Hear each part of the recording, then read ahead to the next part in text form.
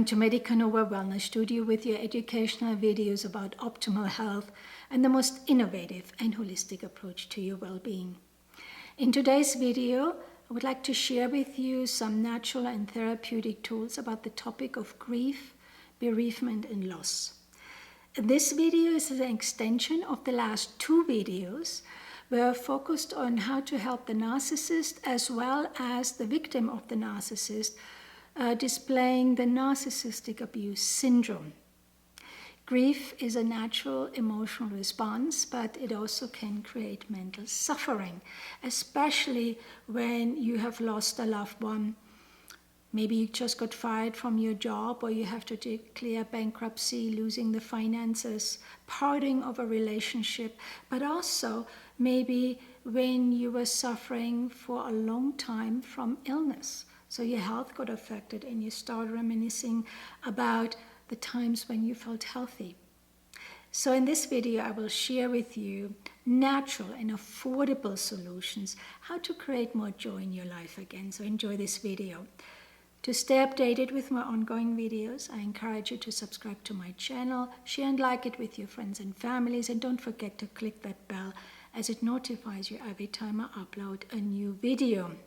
Have a look at our website, medicanova.net, where you find the Medica Nova online education with high-quality, comprehensive home study online courses in homeopathy, mental health, health and wellness coaching, quantum healing, and so much more.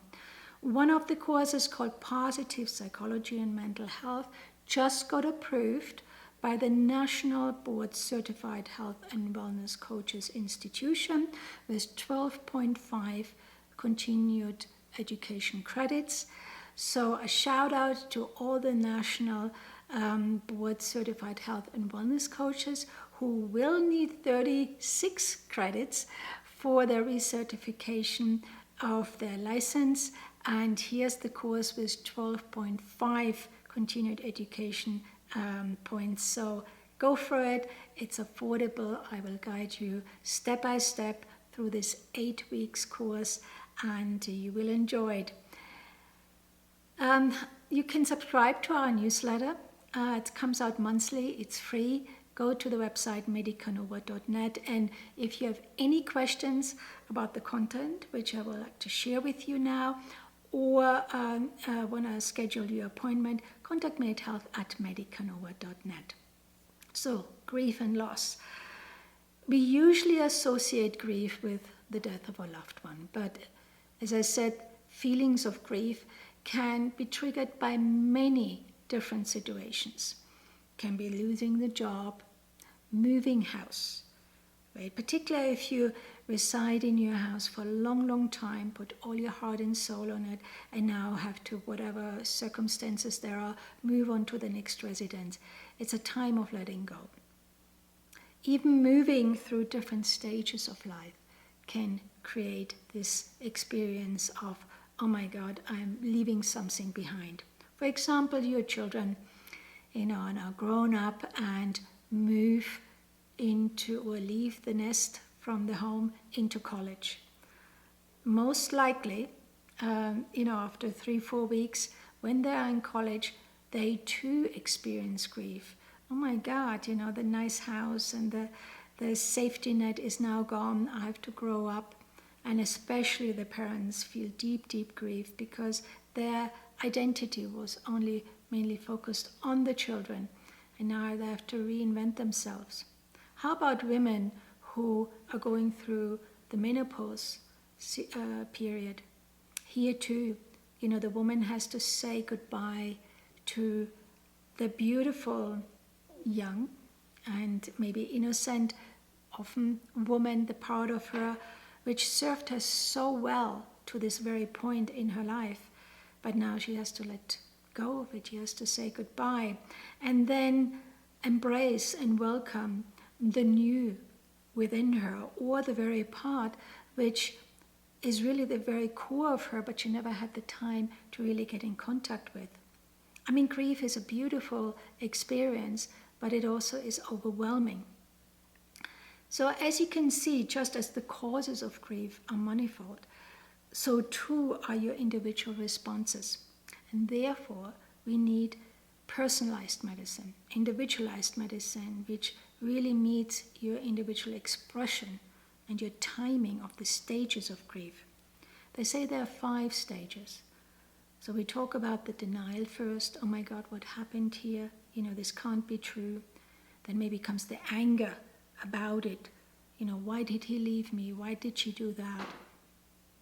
Then comes the bargaining, maybe, especially when you are a victim of a narcissist, where you say, if I do that, then maybe the other one likes me again. Or, if I focus on improving myself here, I'm sure it will be better.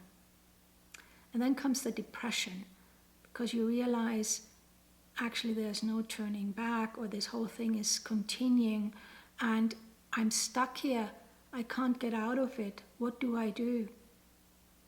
And eventually comes the acceptance. But with the narcissistic abuse syndrome, it's more of a recapitulation, more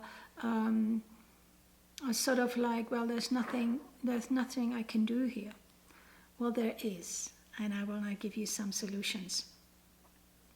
So these stages don't necessarily manifest in a specific order, and some stages are maybe felt longer than the others. However, being able to identify it and the frame of the range of emotions that we experience can be helpful, to move through this process in a more quicker and a more healthy way. So while it's difficult and sometimes extremely overwhelming, especially if you're a victim of a narcissist, these emotions are natural and a normal response, to this situation, but also of this feeling of, if I really stand up to the narcissist or walk away, there will be loss, especially if you're dealing with a spouse or a relative or a very dear loved one. And often the victim of the narcissist is very afraid of that feeling of loss. But, if you don't have the opportunity to properly acknowledge and process these feelings, eventually this situation will affect your health. In adults, I often see then symptoms arising of a weak immune system. So they are constantly affected by coughs and colds, or there's this fatigue. The sleeplessness comes in, the rumination of the thoughts, during the night. Maybe the backaches and definitely digestive ailments are showing more often. Children, this sentence of, oh, I have a tummy ache before I go to school is almost habitual by then, because our digestive system is like the second brain. It contains more nerves than the actual brain. So we feel everything through the digestive system. Of course, the periods of mourning are very important, but when your health gets affected, then it's a sign that you're stuck. You need help. Conventional support for these symptoms associated with grieving, usually involved some kind of sedatives, antidepressants, anti-anxiety medication, maybe painkillers when you are having, physical symptoms of pain. But as you know, they simply mask the issues and may lead also to unwanted side effects or even dependency on the medication, which of course we don't want. They can be temporarily helpful, but not in the long run. So in this video, I will introduce you to some more effective strategies as well as homeopathic remedies, which are not only safe, but also a gentle idea here, and providing support for the toughest of times. I've done it many times, and I can reassure you they work. Of course, I can't bring back, right, what we mourn, but it can help stimulate our own ability to process the loss, accept and honor it, and allows us maybe to gently step into the life post-loss. So what's more important for you, the suffering or the moving on? Right? I know these feelings of grief, they're like shackles sometimes. Right? You trap yourself in your own shackles, in your own prison. And the first step to go through is really acceptance. What happened to you? And within that, immediately, almost, it follows very, very gently, is the experience of forgiveness. Your mind starts to focus on forgiving yourself, that you are in this situation in the first place, dealing with the guilt, dealing with the shame, dealing with that you allowed yourself to be in that situation in the first place. But also, once you start forgiving yourself, the focus on the narcissist or the perpetrator or the one who really caused you all this suffering also sort of fades away in the background. And out of that only you feel compassion. And that's the true healing. You rise completely above this situation and really tap into a very healthy inner environment. So what are the symptoms, the general symptoms? Well, you see a lot of crying, weeping, feeling of sadness, of course. There may be bitterness towards life. Why is this happening? Why am I in this situation? Others decide to detach from others and just sort of go into this withdrawn state and maybe want to be alone. It's better, it's safer. Others feel complete numbness towards the abusive situation and even have suicidal thoughts. That's the only way to get out of this situation. Most of the time you see symptoms like loss of appetite, or even extremes from bulimia to anorexia. Definitely sleeping problems. In children you see nightmares, weakness, lots of headaches, a lot of body aches, backaches, all of that comes to mind. So next to your supportive therapies, and that can be, for example, cognitive behavioral therapy, mindful practices. You have to really, really be strong here to incorporate on a daily basis some mindful practices. I believe with this combo of the external practices as well as the homeopathic remedies, a fast and effective relief from these burdens of life can be established. And I've seen it, I've done it, I do it on a regular basis with my patients, and that's why I want to share that with you. Why I have a YouTube channel? My mission is to educate you. It's not about me telling you the truth of life. I'm sharing from actually the goodness of my heart, my experience and the tools out of my toolbox, which I know they work. So let's talk about homeopathic remedies. Homeopathy is a highly successful mode of treating especially psychological issues, including grief and depression. They give excellent results and quite fast. Often there's this feeling like, homeopathy is not herbalism in the first place, but often there's this sentence saying, well, the herbs take a long time to have an effect or heal. Well, not with homeopathic remedies. You see this you have a feeling that something is shifting quite fast. And that can be both in the acute or in the chronic situations. These remedies are non-habit forming, and that's really what you want. You don't want to become, you're already a victim or in dependency of the narcissistic behavior, what's done to you and the abuse, so you don't want to become addictive or dependent on a medication on top of it. Remember that these remedies are available, on the open market. If you have a health food store, which is more of a higher quality, they carry them too. But this is not a situation where you do sort of home remedies,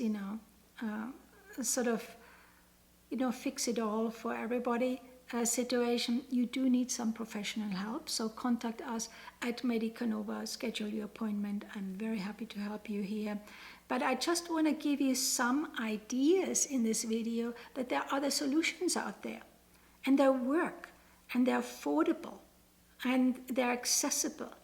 So I really want you to hear that you don't have to be a victim first of being in a situation controlled, belittled, criticized, and really abused by the narcissist, or you are a victim of your own emotional state. Either one of those, we can break through here. The first remedy, the top grade remedy for grief and sadness, is Ignatia amara. The potency or the strength I recommend here is 200C. It works better. And it's really indicated for acute or chronic grief and sadness. It offers a lot of help in handling grief.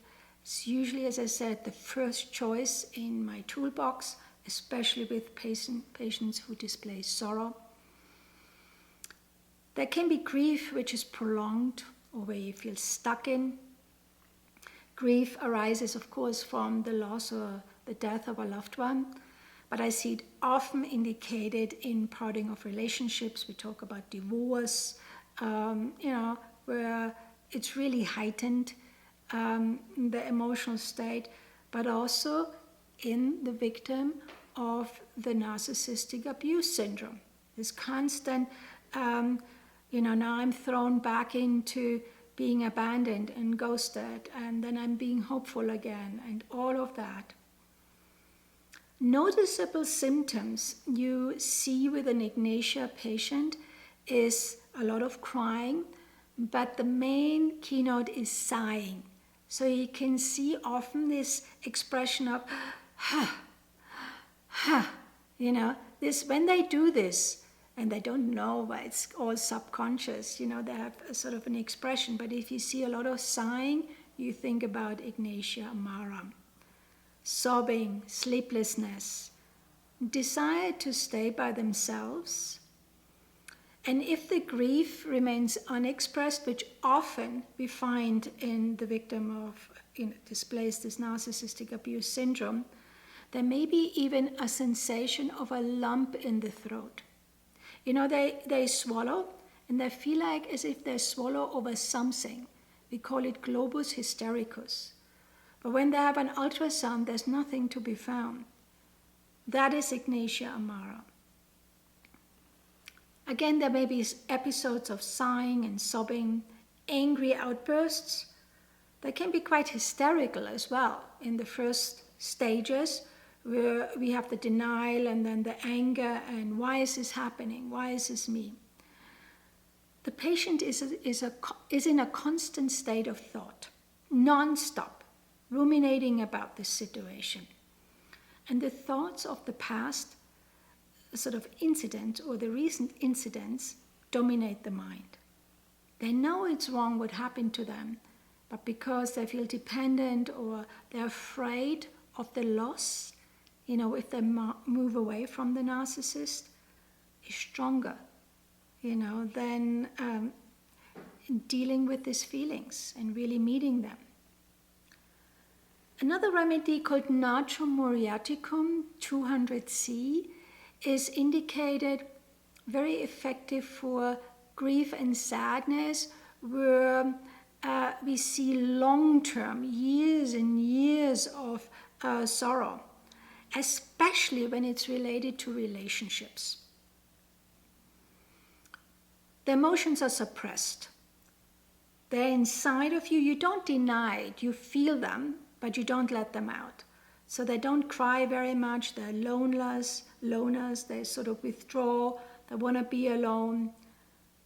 You see prolonged weeping spells, but more, when they're alone, away from the crowd, away from the victim. They also really are sensitive to consolation. Let's say if a friend comes to them and said, listen, let's talk, let's what's going on. It's hard for them. They actually don't like consolation. They want to sort this out by themselves. And yet they can't because they're stuck in this narcissistic abuse situation. So the patient seeks solitude. They become more and more withdrawn, weeps in loneliness, and they don't want any fuss. There is an anxiety and indifference to life which accompanies all these symptoms as well. They have a lot of headaches, for example, even migraines.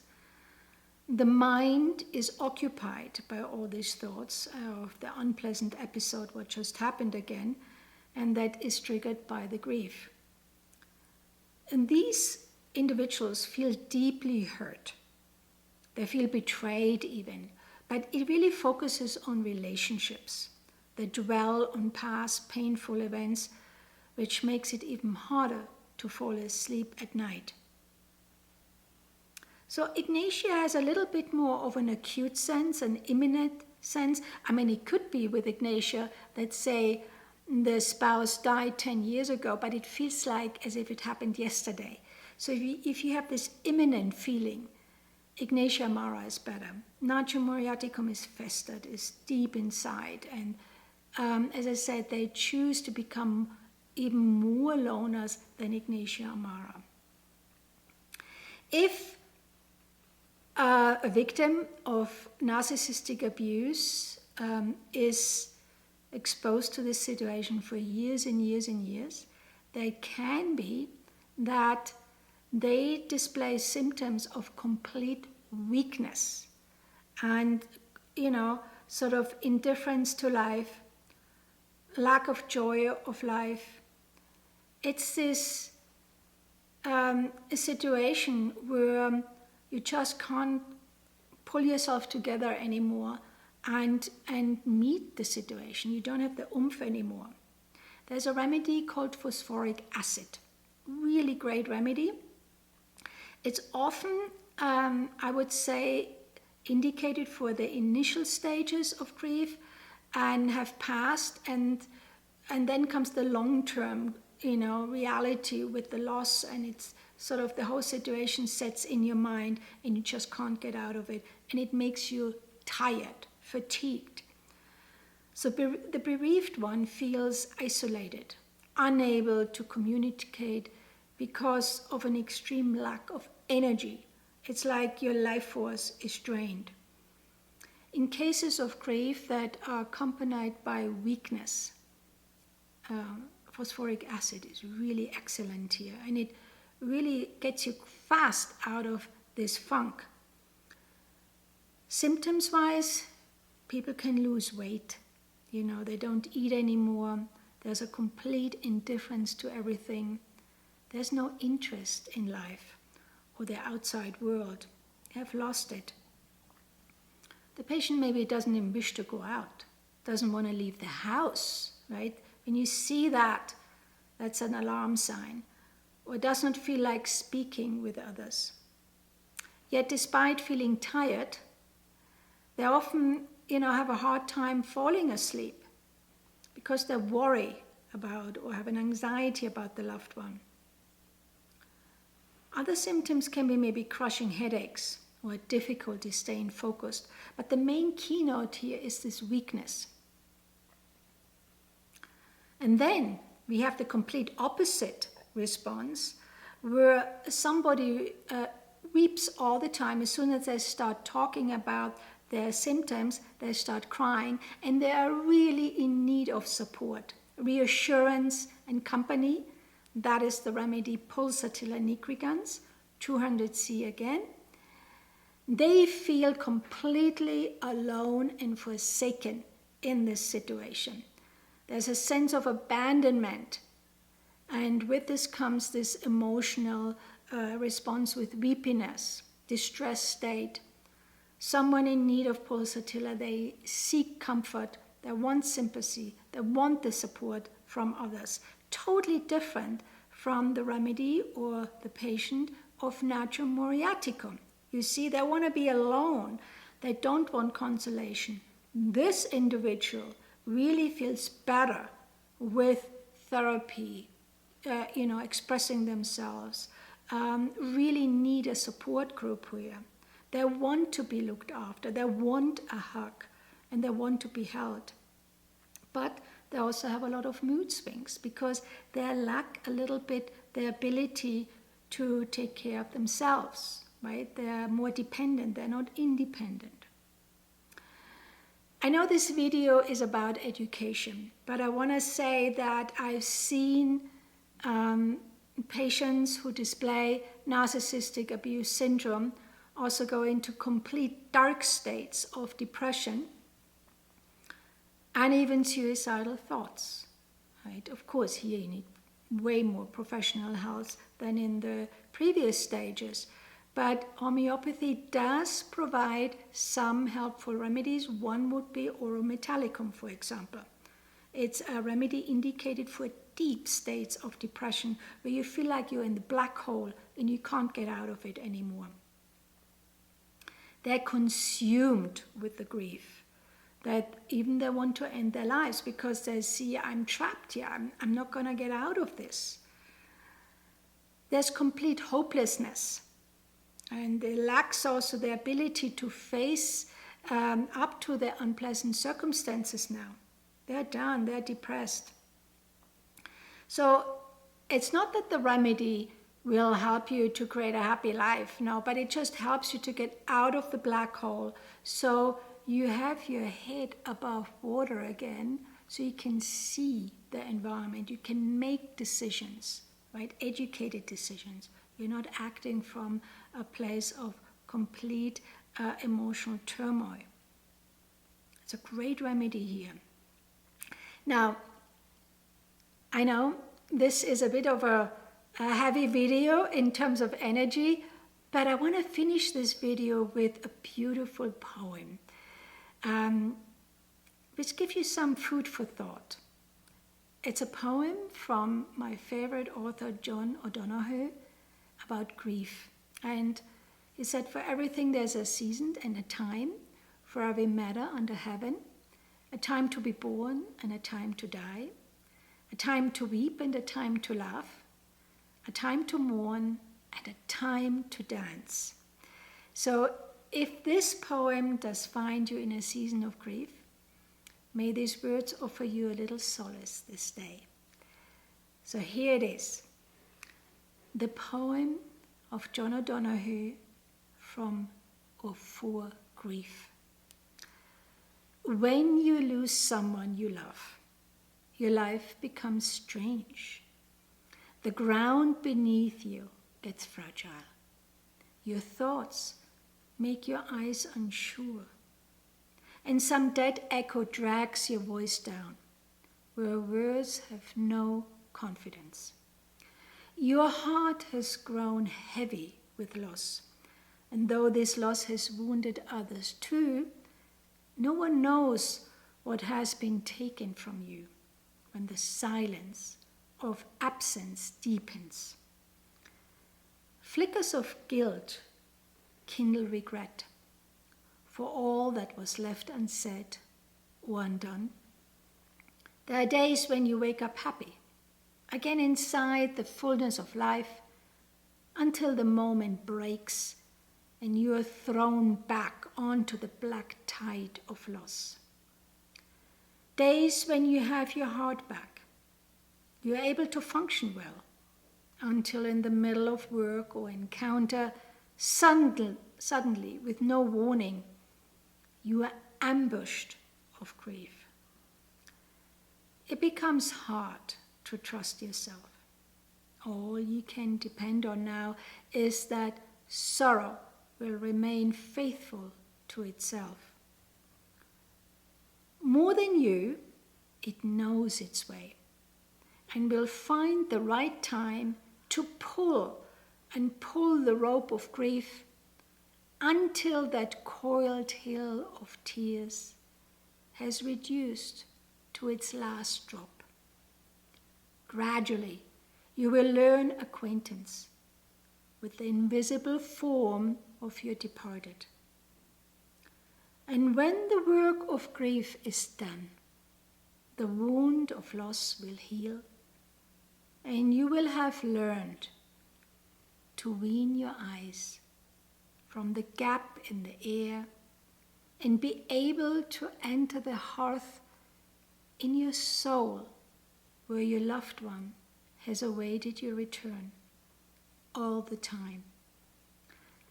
This poem is from John O'Donoghue, from the book. It's called To Bless the Space Between Us, a book of blessings.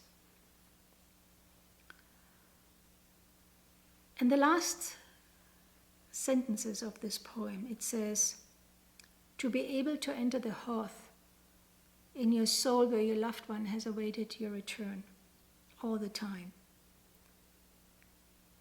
In my understanding, or in my tools for healing my griefs, it's not about returning to someone, it's about returning to yourself, the hearth within.